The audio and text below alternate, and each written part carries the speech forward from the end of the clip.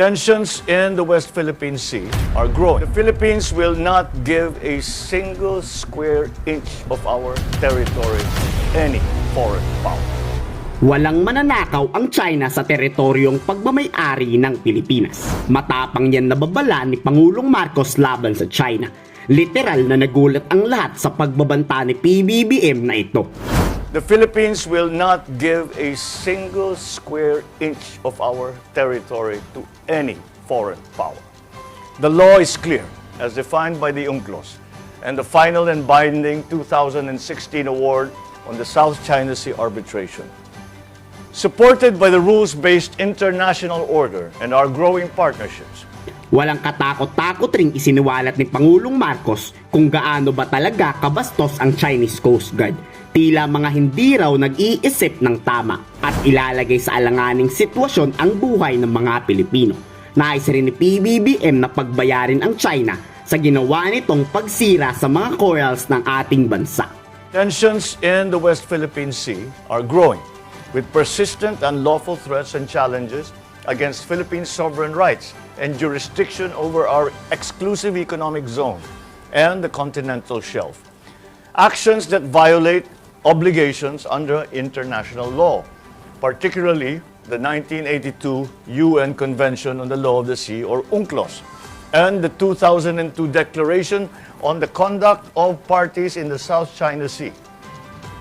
Our regular routine and resupply missions at Ayungin Shoal are subjected to coercive tactics and dangerous maneuvers of Coast Guard and maritime militia vessels in the West Philippine Sea, putting the lives of our people at risk and challenging the rule of law in that has defined our baselines, our economic zone, and the maritime territory of the Philippines. There is rampant, illegal, unreported, and unregulated fishing and militarization of reclaimed features in the South China Sea. There have been recent missions to Escoda and Romulo Reef, which revealed a direct correlation between the presence of maritime militia vessels and reef damage in those features. If only for that, the impact of on biodiversity and the environment I'm afraid, are assessed as possibly already irreversible. Nagpapasalamat naman si Pangulong Marcos sa lahat ng bansang handang sumuporta sa Pilipinas at nangakong papalakasin pa ang hukbong sandatahan ng ating bansa. Hinihikayat rin ni PBBM na dapat irespeto ng bawat bansa ang international rules-based order. But unfortunately, rhetoric is not enough.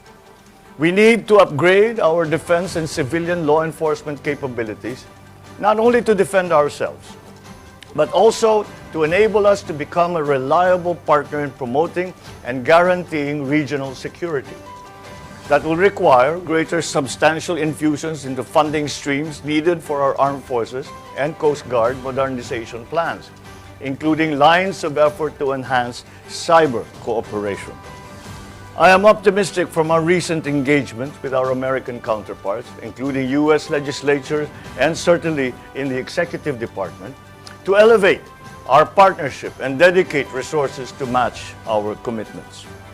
Over the past week, our teams have been working on a bilateral planning and tracking mechanism that is expected to accelerate concrete and substantial capability development investments and activities in order to meet our shared defense and security objectives over the next 5 years.